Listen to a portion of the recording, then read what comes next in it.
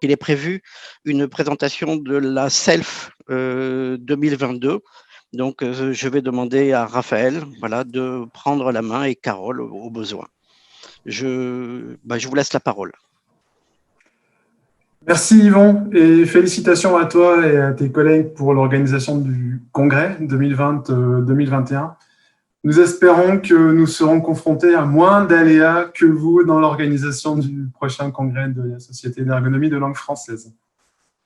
Je vais vous partager mon écran de manière à ce que vous ayez accès à mes slides. Les voici. Alors, mesdames, messieurs, chers collègues, chers amis, ma collègue Carole Baudin et moi, nous avons le grand plaisir de vous annoncer que le prochain congrès de la SELF aura lieu du mercredi 6 juillet au vendredi 8 juillet 2022 en Suisse, à Genève. Le thème sera celui des vulnérabilités et des risques émergents, avec comme sous-titre « Penser et agir ensemble pour transformer durablement ».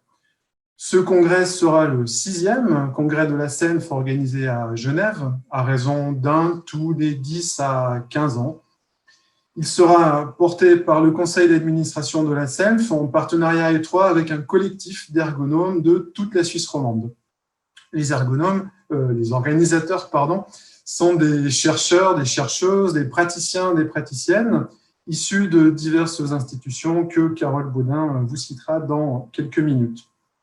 Le logo de ce congrès, que nous vous dévoilons en primeur maintenant, fait allusion à la fois au thème, celui des risques et des vulnérabilités émergentes.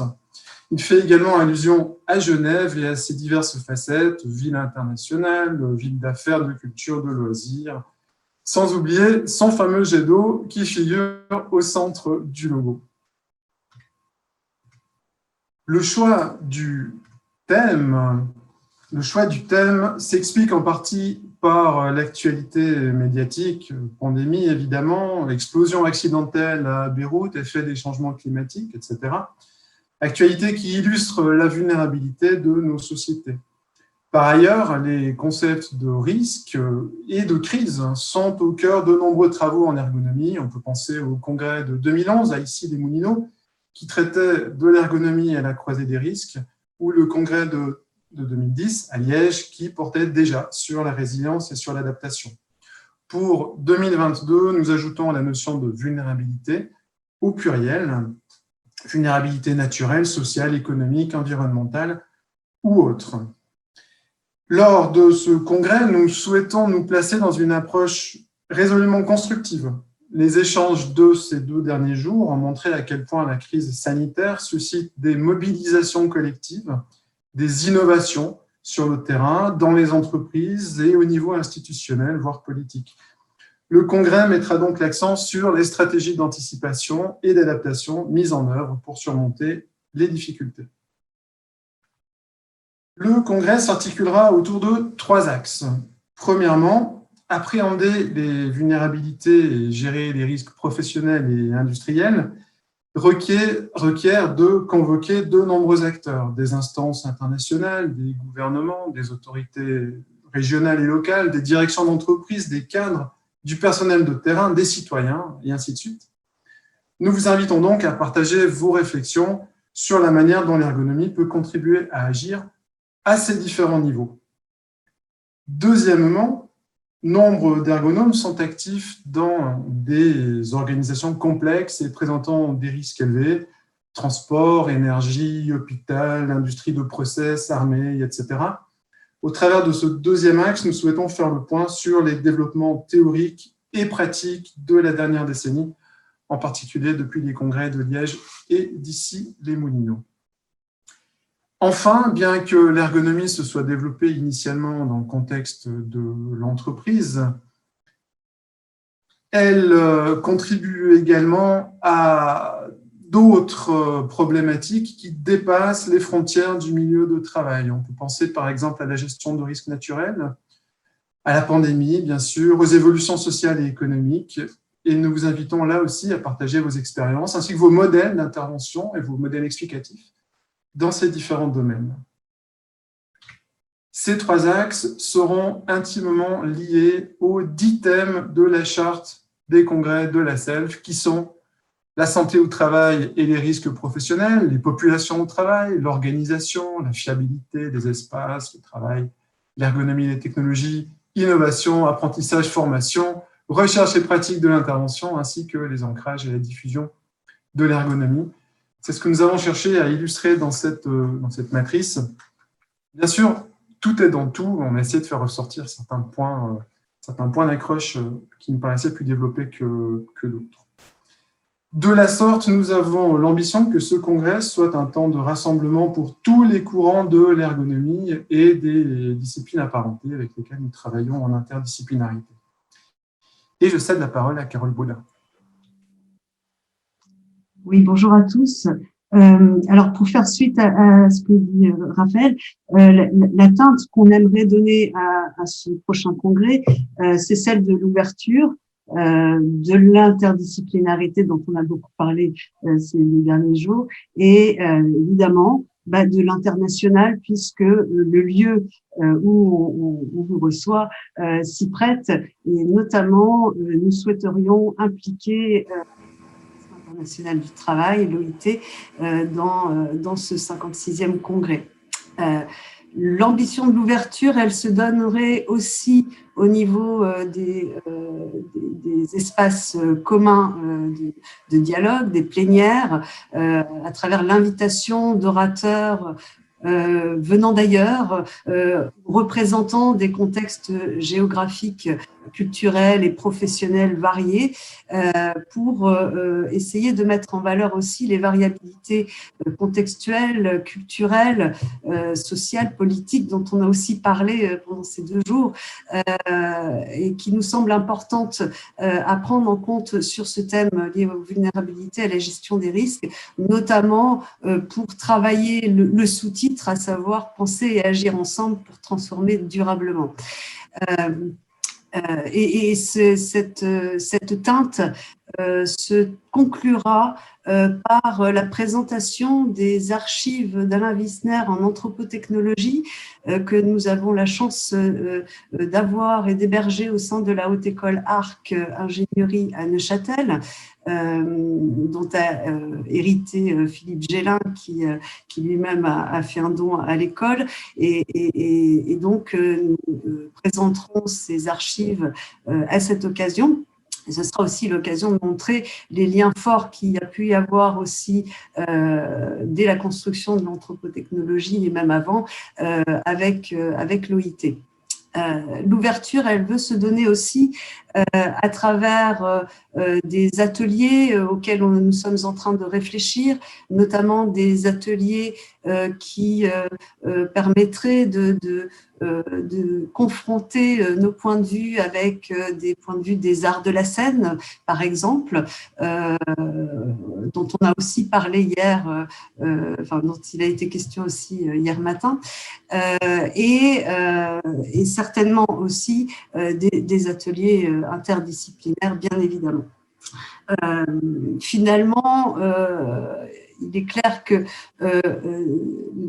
le travail qu'a pu faire le comité d'organisation pour ce congrès SELF 2020-2021, dont je souhaite féliciter publiquement toute l'équipe maintenant, nous a mis la barre assez haute en termes de ténacité, de flexibilité, de capacité à rebondir intelligemment et pertinemment. Et c'est aussi du coup l'occasion en tout cas d'explorer, de réfléchir à des nouvelles manières de réaliser ce congrès. En tout cas, il est évident que l'expérience de ces derniers mois pour l'équipe précédente, enfin l'équipe actuelle en tout cas, doit faire partie de nos réflexions pour le prochain congrès. Tu peux passer, Raphaël, s'il te plaît. Merci. Et pour ce faire, on a pris une grande équipe pour essayer d'égaler l'actuel. Donc, comme disait Raphaël, c'est un collectif d'une dizaine de personnes issues à la fois du monde de la recherche et du monde de l'entreprise, de la pratique de l'ergonomie. Alors, je vais citer rapidement, vous les avez ici. Donc, il y a Germain Poisat que vous avez vu hier en intervention, qui est issu de l'Université de Genève, Jamel Aïssaoui, moi-même, Bruno Parent et Raphaël, nous sommes dans des hautes écoles spécialisées. Ce sont des hautes écoles qui font de la recherche appliquée au tissu industriel local, donc on est aussi des praticiens. On a Vera Bustamante qui fait partie du centre hospitalier universitaire vaudois de Lausanne, Claire Baudouin qui travaille au centre universitaire de médecine générale et de santé publique Unisanté, et Patrick Foss qui fait partie de l'Office cantonal de l'inspection et des relations du travail de Genève.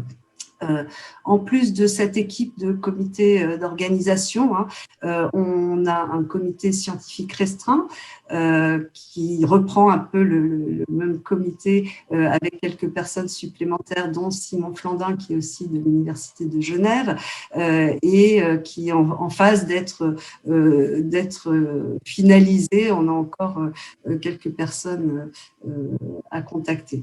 Il y aura aussi l'idée d'un comité scientifique élargi d'une trentaine de personnes, comprenant des praticiens, des chercheurs, des enseignants en ergonomie et autres disciplines affiliées, qui seront nos guides, on va dire, pour structurer ce congrès, et bien évidemment un comité de lecture dont certains d'entre vous certainement feront partie. Je vais passer.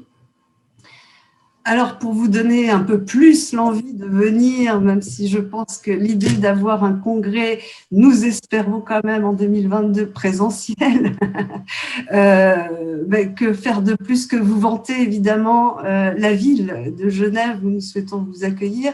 Alors, Genève s'est imposée non seulement pour le positionnement stratégique au niveau des institutions internationales qu'il peut y avoir, mais aussi parce que c'est une des villes qui est vraiment à la frontière française.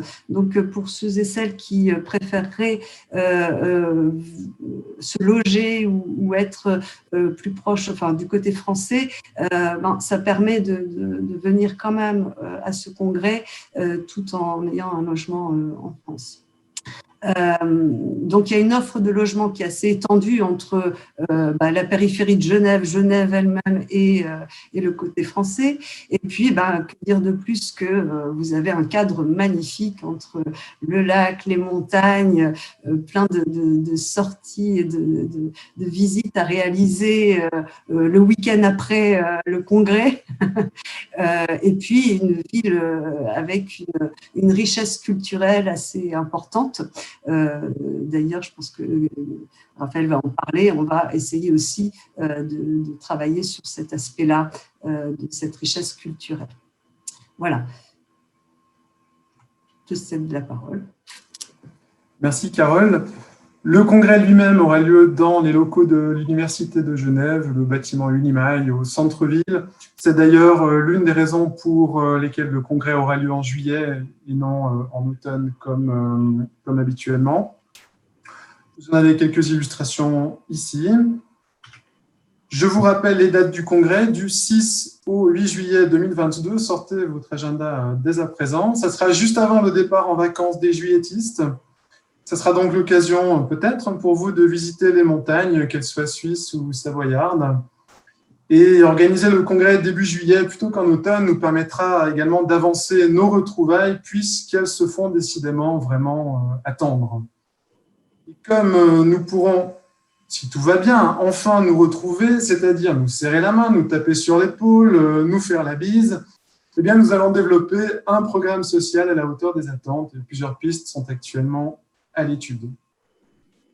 En conclusion, nous remercions le conseil d'administration de l'ESSELF pour sa confiance, pour son soutien, et nous nous réjouissons vraiment vraiment de vous retrouver nombreuses et nombreux à Genève.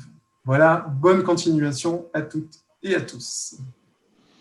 Merci Carole et Raphaël, et merci. Et donc maintenant, ben voilà, on approche du moment important pour, on va dire, pour clore ces rencontres qui se sont bien déroulées pendant 2 jours sans problème. Donc je vais demander à Béatrice Barthes, si elle veut bien monter sur scène. Tiens, allez, utilisons ce langage. Elle est déjà là, mais si elle pouvait ouvrir sa caméra et son micro, si elle m'entend. Ah, et la voilà. Le micro, Béatrice. Donc voilà, ce que je disais, c'est que on t'entend pas là. Vas-y, parle. Mon micro. Ah là, on t'entend pas trop bien. Vas-y. Allô, allô? Ouais, là c'est bon. Parle. Il faut que tu parles plus fort alors. Ok. Donc voilà, c'est le moment de la fin de ces rencontres. Donc ce que je fais, je te passe la parole et après je finirai juste après toi. Je reprendrai la parole et ça sera la fin des journées, des rencontres. Je te remercie, Yvon. Alors bonjour. Alors en guise de clôture de ces rencontres autour du 55e congrès de la SELF, rencontre inédite, première rencontre, je vais souligner quelques points. Alors il y aurait beaucoup de choses à dire, bien sûr, il y a plein de choses à dire, mais juste quelques points. La première chose, c'est que ces rencontres nous ont permis de revenir sur nos fondamentaux. Un de ces fondamentaux est que l'ergonomie, par définition, par essence, est pluridisciplinaire et interdisciplinaire. Son origine même, rappelons qu'elle s'est construite là-dessus, son origine même repose sur ce croisement des regards, sur ce croisement des disciplines, sur le travail. Ces modes de production de connaissances, ces modes d'action et d'intervention, basés sur la mise en visibilité du travail réel, sur la compréhension de cet objet qu'est l'activité, la situent au cœur même de la pluri et de l'interdisciplinarité. Et on a vu, lors de ces rencontres, l'importance de cette interdisciplinarité intrinsèque, son importance pour traiter des enjeux complexes et parfois d'une certaine gravité autour de la transformation du travail, notamment en ces temps de crise. Les interventions nous ont notamment rappelé que cette crise n'était pas seulement sanitaire et que les ergonomes avaient largement à œuvrer en coopération avec d'autres acteurs du champ.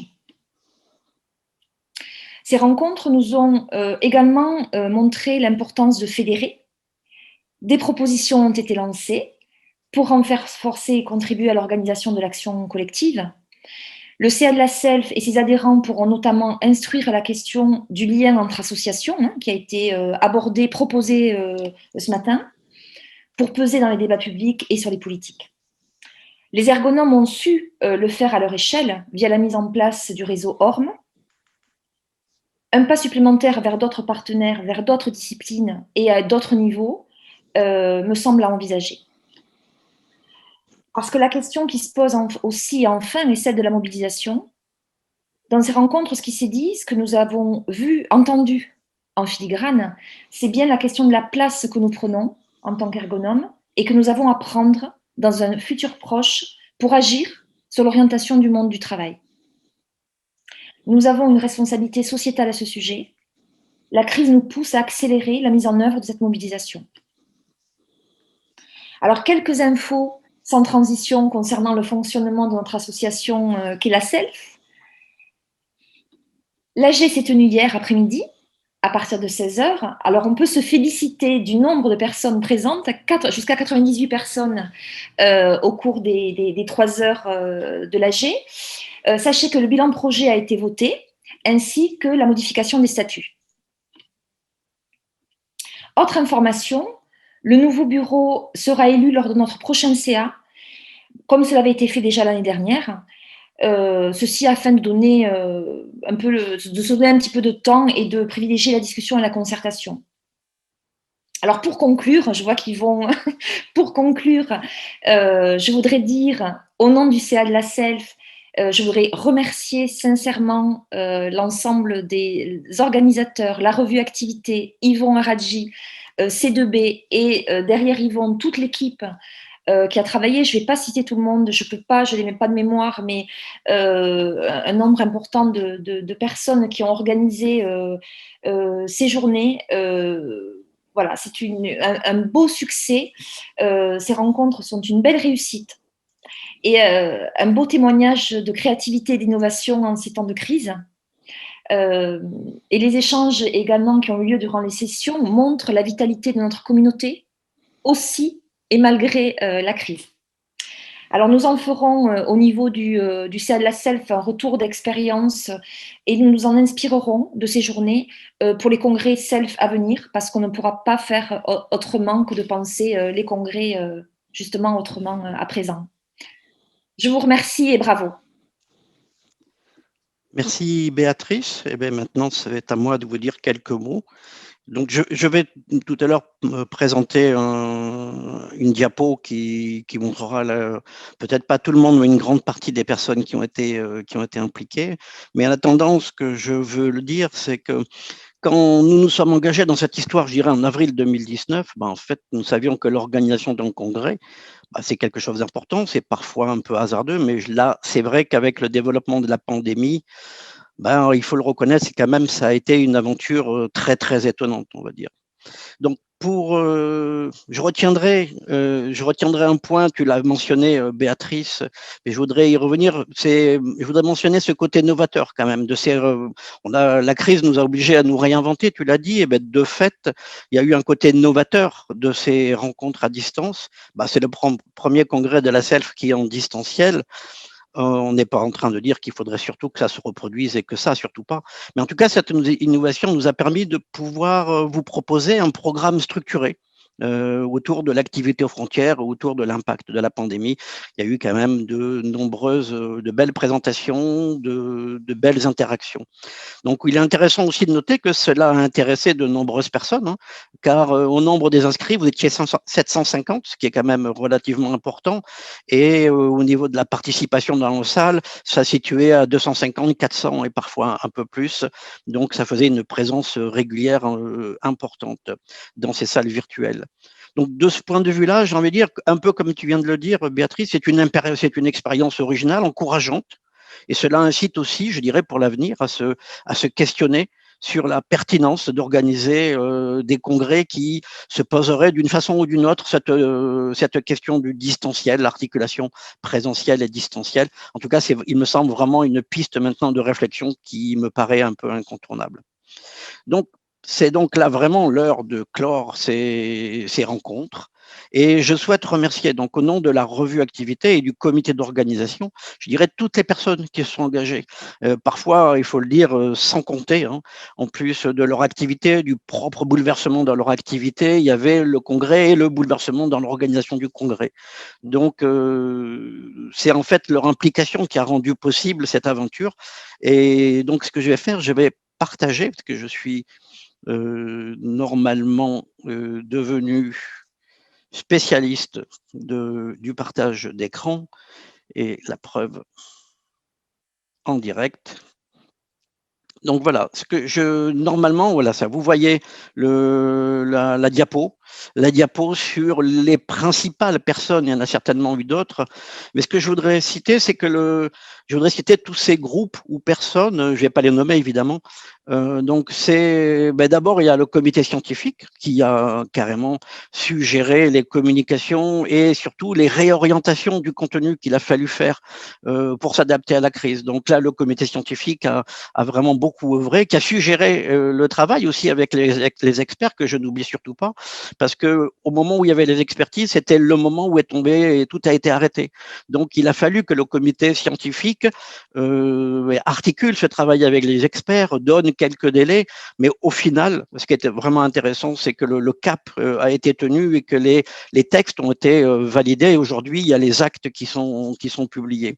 Je dirais donc ça, c'est vraiment le travail vraiment important du comité scientifique, et je le redis, je ne vais pas citer les noms, mais vous les voyez affichés. Le deuxième point, c'est évidemment un grand merci également, je l'ai marqué un peu plus bas, mais aux intervenants qui, pour leur présence ou la qualité de leurs interventions, se sont adaptés aussi avec entrain à tous ces chamboulements. Il n'y a pas eu que le comité d'organisation ou le comité scientifique. Évidemment, Il y a également le comité d'organisation qui, je dirais, avec l'appui sans faille de la CELF et de C2B Congress, a pris des décisions que moi je trouve courageuses et inédites.